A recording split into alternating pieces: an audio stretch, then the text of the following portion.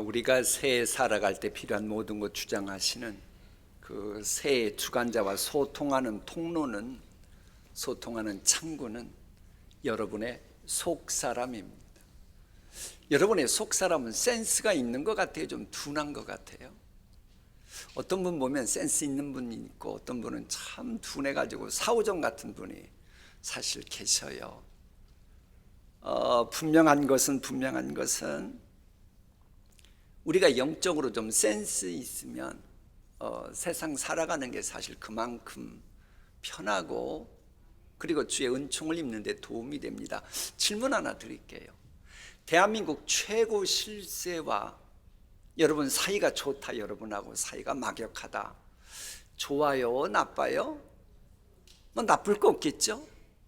뭐 현 정권만이 아니고 앞으로 혹 정권이 바뀌더라도 두고두고 최고 실세들과 계속 사이 좋은 여러분의 가문 되기를 축복합니다. 사실 그게 왜 괜찮은 거 아니? 요즘 수요일날 공동체 성경 읽기를 하면 에스라를 하는데, 거기 보면 이 바벨론 포로 생활했던 그들에게 회복의 은총을 하나님께서 베푸실 때에 당대 최고의 실세였던 고레스 왕이라든지 아수에로 왕이라든지 아닥사스다 왕을 그들과의 좋은 관계 맺는 걸 통해서 회복의 은총을 베푸십니다. 그러니까는 하나님께서 은총 베푸시는 방법은 여러 가지니까 뭐 그런 거 가지고 함부로 정죄한다든지 뭐 색안경 낄 필요는 없어요. 이 말씀 드리는 이유는 어지간한 사람들은 최고 실세와 사이 좋으면 좋다, 그래서 그분과 만남을 가지려고 그러면 여러분 그 월남치마 입고 가서 만나세요? 좋은 북장 오고 가서 만나세요? 그러면요 나름대로 매너 갖추면서 그러는 거예요. 그런다고 하면서 만왕의 왕 대신 하나님과의 만남을 갖는 데 있어서는 그만큼 정성 기울이십니까? 그게 바로 여러분의 속사람이 어느 정도 둔한지 센스 있는지 스스로 여러분이 진단할 수 있는 겁니다. 분명한 것은 새해 주관자와 좋은 관계 유지하는 사람은요, 새해가 앞으로 어떻게 전개되든 어떤 소문이 나고 하건 겁나지 않습니다. 어떤 변수가 돌발해도 두렵지 않아요. 어떤 일을 만나도 두려워하지 않고 당당하게 맞섭니다. 왜? 하나님은 감당할 시험만 주시거든요. 그러므로 힘들고 어렵다고 해도 이 모든 것 주관하시는 그분과 나와 막역한 관계고 그분과 나와 지금 동행하고 있다면 뭐가 그렇게 겁이 나겠어요? 우리가 부러워할 만한 쾌거를 이뤘던 믿음의 영웅들은 모두 전능자와 사이가 좋았던 분들입니다. 근본은 그분들이나 우리나 50보 100보예요. 그런데 그분들은 전능자와의 사이가 좋았기 때문에 어떤 난관도 헤쳐나갔고, 어떤 불행의 세력 앞에 위축됨도 없이 필요하면 도전했고, 그리고 승리하며 새 역사를 만들어가고 새 역사의 지평을 열어제꼈던 것입니다. 그런 믿음의 영웅들은 인생살이의 행보는 여호와께로 말미암는다, 저걸 아는 분들입니다. 사실 저 말씀은 굳이 교회 안 다녀도 세상살이를, 인생살이를 진지하게 했던 분들은 다 압니다. 여러분도 아실 거예요. 여러분이 맘먹고 노력하고 수고한다고 맘먹은 대로 되던가요? 여러분의 자녀들 여러분 맘먹은 대로 되던가요? 아이, 우리 집사님 너무 그러시면 저 집사님의 자제는 누굴까 궁금해지는데, 이 세상살이 내 마음먹은 대로 되는 게 얼마나 됩니까? 뭐 현대인들은 이 길로 가면 복 받고 저 길로 가면 분명 복을 받을 거야, 그리고 나름대로 신념을 가지고 계속 갑니다마는 과연 그 길이 훗날에 열매 맺을 것이라고 보장할 수 있겠어요? 누가 보장합니까?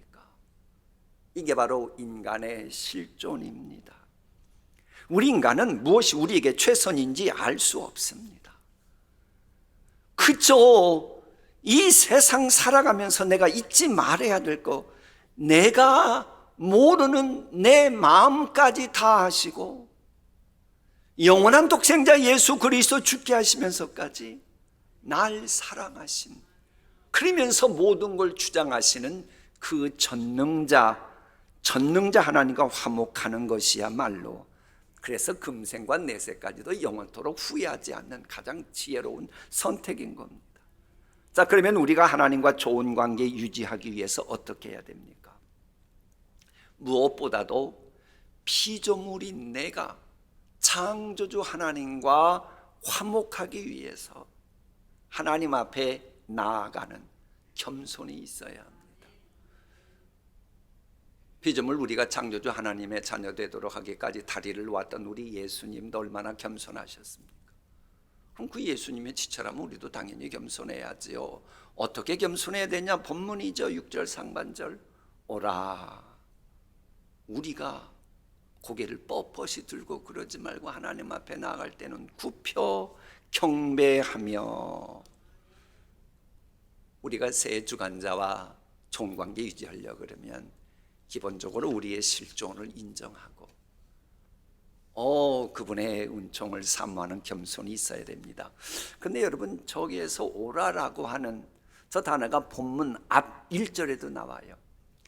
그런데 이 본문 앞 1절에도 오라고 하는 그 단어하고 6절에 있는 오라고 하는 단어가 우리나라 성경은 똑같은데 히브리 원어는 다릅니다. 그 1절에 있는 오라는 르쿠고 6절에는 뽀우입니다. 분명 단어가 달라요. 오히려 뽀우라고 하는 6절에 있는 단어는 가다고 하는 의미까지 포함된 겁니다. 이것은 본문의 배경을 알아야 돼요. 당시 교회의 지도자들이 예배자들을 향해 오라, 하나님께 나와서 예배합시다. 그러면 그 얘기를 들은 예배자들이 주위 사람들과 함께 우리 나아가서 예배 드립시다. 이런 분위기인 겁니다. 이게 건강한 교회는 어떤 교회냐? 우리 하나님께 나와요. 나오세요. 그러면 그 소리 듣는 분들이 주변 분들과 우리 함께 가서 예배합시다. 이런 분위기인 겁니다. 그리고 나서는 이제 그들이 하나님께 나아가서 함께 무릎을 꿇고 허리를 굽히고 머리를 숙이고 이마를 땅에 대고 예배하는 겁니다. 그런데 이런 예배의 모습을 1000년 후에, 본문 말씀이 기록되고 나서 1000년 후에 생긴 이슬람교가 그대로 벤치마킹했습니다. 그래서 본문에 있는 똑같은 방식으로 1000년 후에 생긴 이슬람교가 모스크에서 그렇게 하고 있는 거예요. 기억에 남죠? 이슬람교 사람들이 모스크에서 어떻게 하는지 본문하고 똑같은 거예요. 그러니까는 이건 뭘 말하느냐? 우리가 하나님 앞에 가면 겸손해야 돼요. 이 교회에서의 공동체 생활은 뭐냐? 겸손이어야 함을 강조하기에 본문은 특별한 용어를 등장시킵니다. 하나님이 기르시는 백성이라는 거예요. 만왕의 왕과 백성이면 그저 추종관계인 것 같은데 아니에요. 기르시는 백성이에요. 하나님께서 특별하게 기르시는 존재가 있어요. 하나님 왕이 특별하게 기르는 존재를 함부로 하면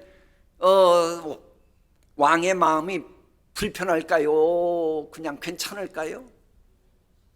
그 전에 어느 대통령께서 이제 애완견을 좋아하셨다 그러는데 그 애완견을 보고 기르시는데 여러분이 마음에 안 든다고 옆구리를 발로 탁 차면 그 대통령께서 좋아하실까요? 싫어하실까요?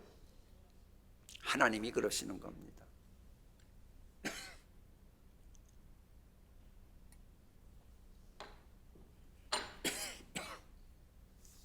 이렇게 기침하면 안쓰러워하는 표정이라도 해야지. 그러면 생각해 보세요. 하나님께서 영원한 독생자 예수 그리스도 죽게 하시면서까지 챙기시고 돌보시고 기르시는 교인인데 여러분이 함부로 하면 하나님 좋아하시겠어요? 하나님은 안 좋아하십니다. 여러분 예컨대 가정에서 보세요.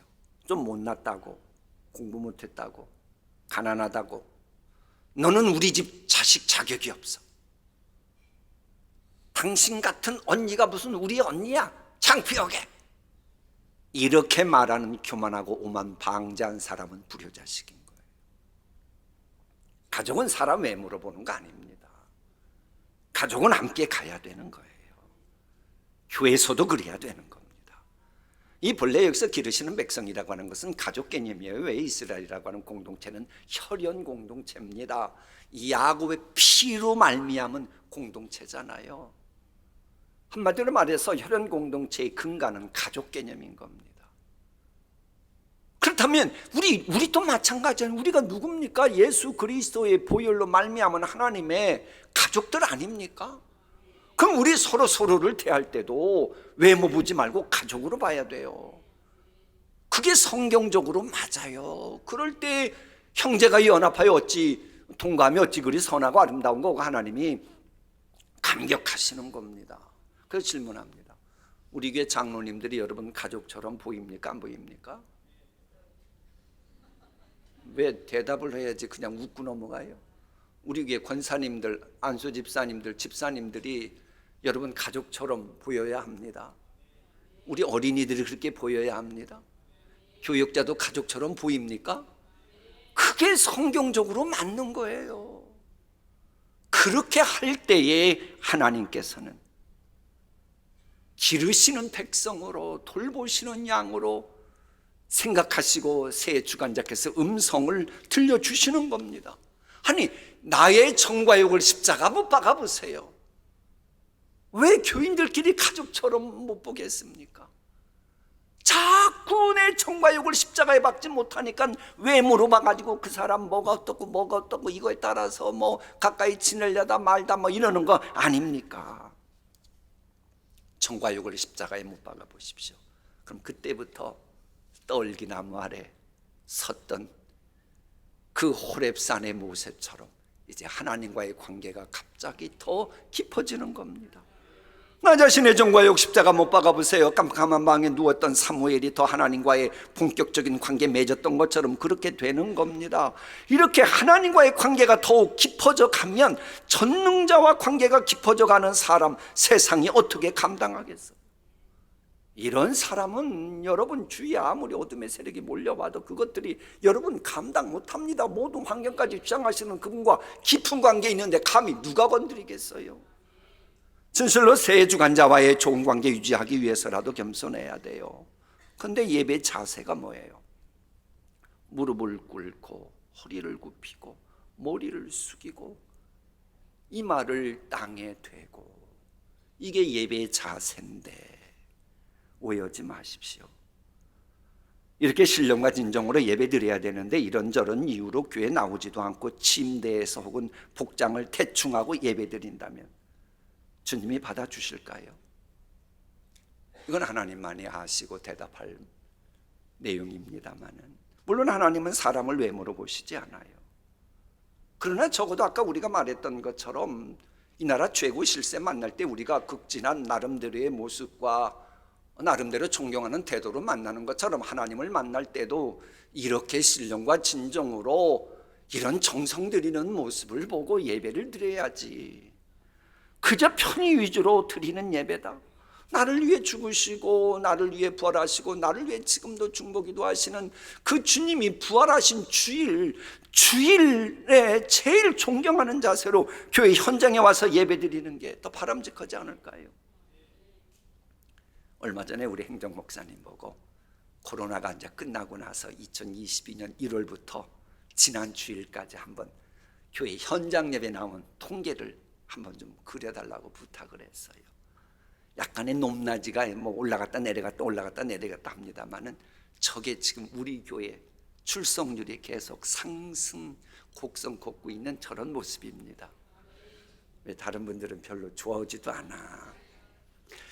물론 저는 속으로 조금씩 회복은 되고 있는데 막 급상승하길 원했을까요? 원하지 않았을까요? 여러분은 어떻게 알아요? 근데 실은 저도 급상승하길 원했는데 하나님이 조금씩 해주시더라고요. 말씀드리고 싶은 건 이겁니다. 2022년 1월하고 지난 주간 2주 합한 거 하면 인원이 약 한 470명 차이가 더 나오시게 됐는데요. 코로나 때문에, 물론 그때는 처음에도 코로나 끝나고 나서 그 정도 오신 것도 감사했죠. 그런데 그때로 하나님이 계속 오게 하시는데, 그렇게 예배 드리고 나서도 온라인 드리던 분이 교회 왔다고 코로나로 인해 잘못된 분은 한 분도 없었어요. 여러분, 그러니까 이제부터 코로나 걱정하지 마시고 그거 하나님께 맡기고 교회 현장 지키면 우리 하나님 기뻐하실 줄 믿습니다. 물론 이제 이러기 위해서 우리도 좀 한 명이라도 교인들 나오는 거 떠나고 싶다 이런 마음 생기지 않도록 좀 말 조심에 행동 조심도 하고요. 그런데 우리가 이 교회 현장 예배 드려야 되는 이유가 몇 개가 더 있습니다. 그 초대교회 그리스도인들은 주간의 첫날 주일에 교회에 와서 말씀을 들었습니다. 저거 부인할 수가 없습니다. 또 하나, 바울은 히브리서 보면 어떤 사람들의 습관처럼 우리는 모이기를 그만하지 말고 서로 격려하여 더욱 힘써 모입시다 외쳤어요. 그리고 교회 예배에 출석해야 서로 돌아보고 사랑과 선행을 격려할 거 아닙니까? 교회도 안 나오는 분이 어떻게 교인들 서로를 이렇게 돌아보고 선행과 사랑을 격려하겠어요? 안 그래요? 그리고 마지막 날이 가까워 올수록 더욱 힘써 모이라고 성경은 말합니다. 그러니까 오라 우리가 여호와 앞에 굽혀 경배하자, 이 말씀은 뭐예요? 특별하게 환자가 아닌 한은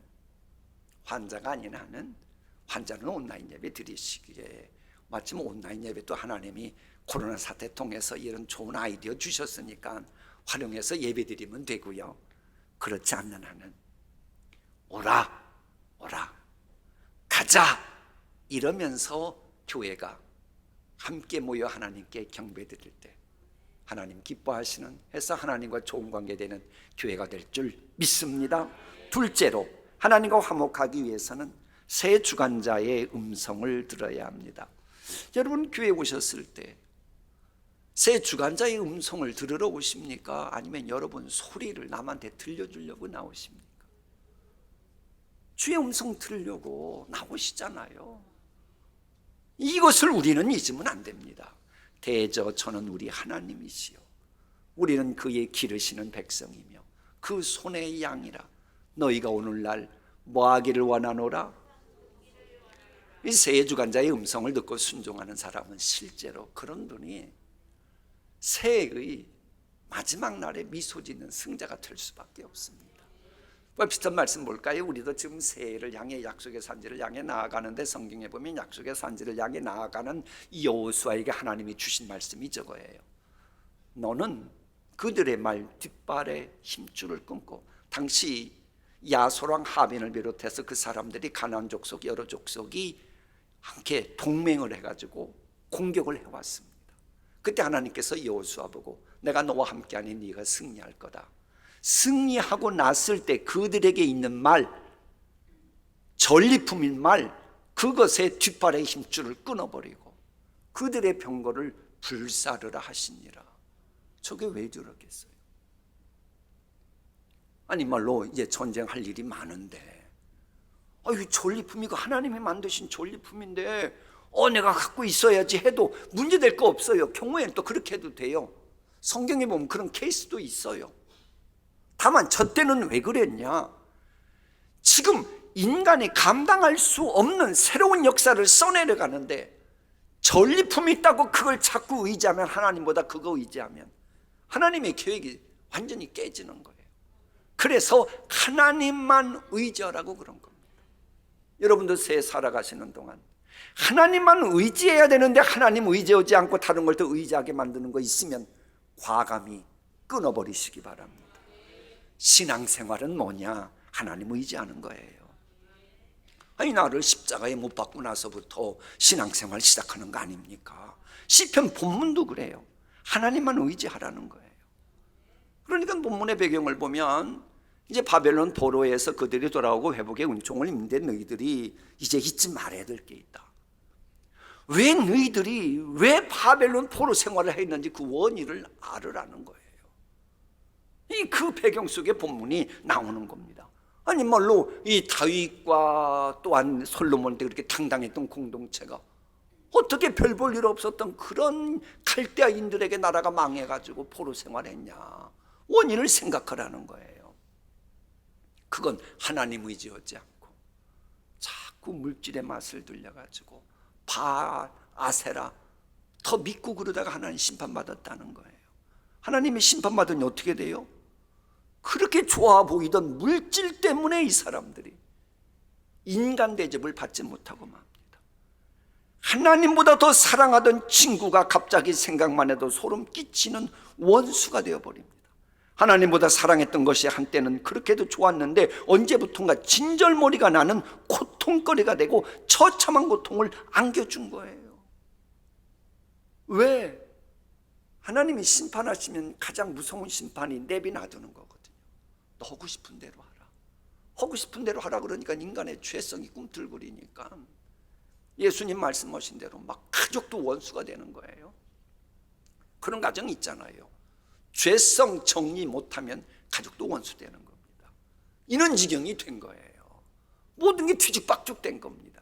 그게 그제서야 깨달은 거예요. 아, 하나님의 음성을 들었더라면 하나님이 주신 물질은 더 우리에게 행복을 안겨주는 것이 될 수 있었고, 가족은 더 기쁨을 주는 것이 될 수 있었고, 친지들은 우리와 더불어 하나님을 찬양하는 든든한 백과 울타리가 될 수 있었는데 하나님의 음성을 외면하니 믿었던 모든 것이 도리어 나에게 화가 되는구나. 왜 이렇게 됐나? 마음이 완악했구나. 그래서 그 다음에 말씀이 마음을 완악하게 할지 말지어다 그런 거예요. 그러니까 하나님과 화목하기 위해서 셋째로는 마음이 완악해지는 것을 막아야 합니다.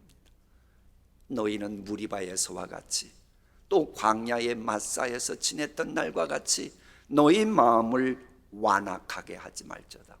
마음이 뭐예요? 마음은 새 주관자와 소통하는 그 접촉점이에요. 우리가 한 해 살아갈 모든 의지가 실은 마음과 관련됐습니다. 생명력 있는 삶을 사느냐 못 사는 것이 마음과 관련됐어요. 마음이 이렇게도 중요하기 때문에 전무후무한 지혜의 소유자 솔로몬이 한 말이 뭐예요? 무릇 지킬 만한 것보다 더욱 네 마음을 지키라. 생명의 근원이 이에서 날미니라. 그런 거예요. 여러분 올해 이제 신앙생활할 때 목숨 걸어야 될 일이 뭐예요? 마음이 완악해지는 이것은 내가 목숨 걸고 맡겠다. 이렇게 해야 새 여러분이 하나님의 주시는 은혜를 체험할 수가 있는 거예요. 자 보세요. 우리가 아는 대로 인간은 태어나는 것도 중요하지만 인간다운 인간 되는 게 더 중요해요.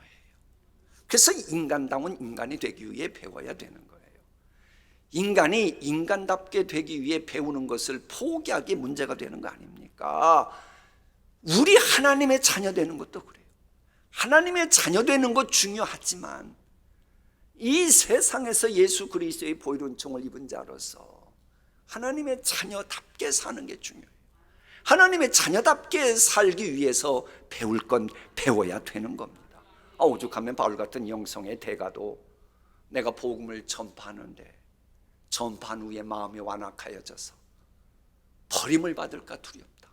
그러면 나는 다 된 것도 아니고 앞으로 계속 배워가고 표대를 향하여 나아간다 라고 말했던 거 아닙니까?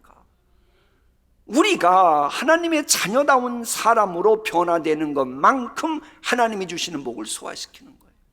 그런데 이스라엘 백성들은 끝까지 하나님의 백성답게 변화되는 것을 거부했습니다. 그 결과 약속의 땅 차지하지도 못하고, 결국 그들이 왜 광야에서 비참한 후회를 남기고 끝났어요?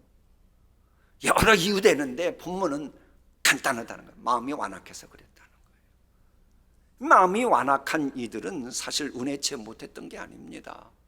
출애굽 때에 10가지 재앙에서 면제되는 특권도 누렸어요. 홍해바다 갈라지고 막 반석에서 물이 나오고 만남의 추락이 있고 막 쓴물이 단물이 되고 엄청난 그 특권 은혜 경험했었어요. 그 그런데도 마음이 여전히 완악해지는 거예요. 이 마음이 완악해지지 않도록 우리는 경건훈련 최소한의 것은 해야 됩니다. 결국 그러다가 그 당당했던 나라가 비참해진 거 아니냐. 그러므로 너희들은 제발 그러지 말라. 그게 바로 본문을 통해 하나님이 주시는 메시지였던 거예요. 너희는 무리바에서와 같이 또 광야의 마사에서 지냈던 날과 같이 너희 마음을 완악하게 하지 말지어다. 그때에 너희 조상들이 내가 행한 일을 보고서도 나를 시험하고 또 시험하였도다. 참 가슴 아픈 얘기인데 우리에게도 적용되는 말씀이죠. 솔직히 여러분들, 하나님께서 여러분에게 들려주신 말씀 성경 상식 모릅니까? 또 하나님이 여러분을 위해서 지금까지 행하신 일 경험이 전혀 없습니까? 있잖아요. 글자 다시 한번 볼까요? 분명 행한 일을 보고서도 시험하고 또 시험하였도다. 여러분, 올해부터랑 하나님이 지금까지 은혜 베푸셨으면 충분하지 않습니까? 올해 또 그러나 보자 하고 또 하나님 시험하고 또 시험하면 바벨론 포로 쫓나요. 이제는 좀 하나님 시험하지 말고 성경 상식 믿습니다. 허락하신 말씀 믿습니다. 그리고는 믿음대로 되어지는 역사가 있어야만 되는 거예요. 자, 마무리하겠습니다. 새해를 맞이할 때마다 사실 많은 분들이 소원의 항구를 향해서 나아가긴 하는데, 웬일인지 적지 않은 분들이 소원의 항구에 도달하지 못하고 불행과 저주와 실패와 낭망, 한숨 후회의 바다에 빠지곤 해요. 그 왜 그러느냐? 본문대로 하면 새해 주관자와 화목하는데 실패했기 때문입니다. 특히 겸손해야 함에도 마음이 완악하여져서 주님이 그때마다 말씀하시는 걸 외면했기 때문인 거예요. 물론 이게 그분들도 이해는 합니다. 목사로서 왜 그분들 마음 이해 못하겠어요? 성경대로 하면 우리가 지금 주님 앞에 나왔잖아요. 이 말씀 들었잖아요. 근데도 마음 한쪽 구석에는 여전히 세상에서 들려오는 소리가 여러분 뇌에서 메아리 치고 있을 겁니다. 여전히 세상 정보, 세상 통계, 그게 하나님의 말씀보다 더 크게 들리고 있을 겁니다. 그게 더 매력적으로 들릴 수 있을 겁니다.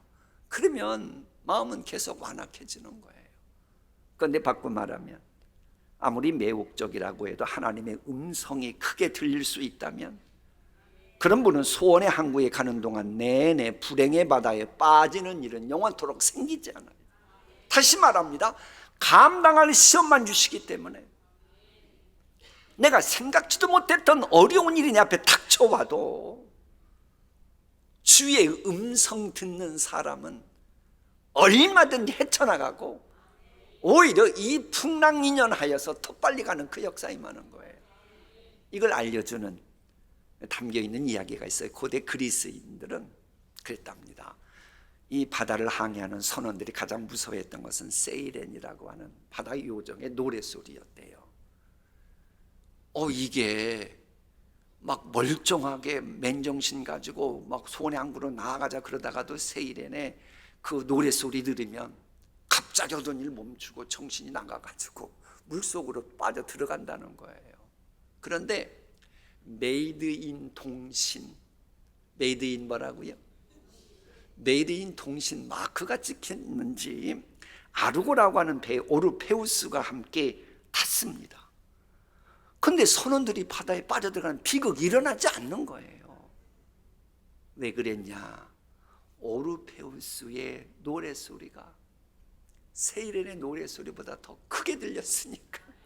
그러니 그게 상관없이 빠져들지 않았다.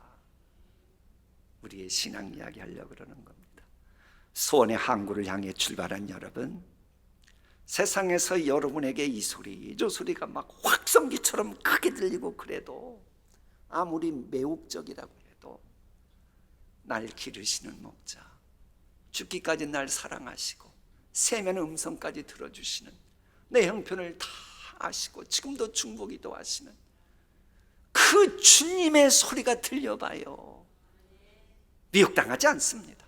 소원의 항구로 얼마든지 가게 되는 거예요.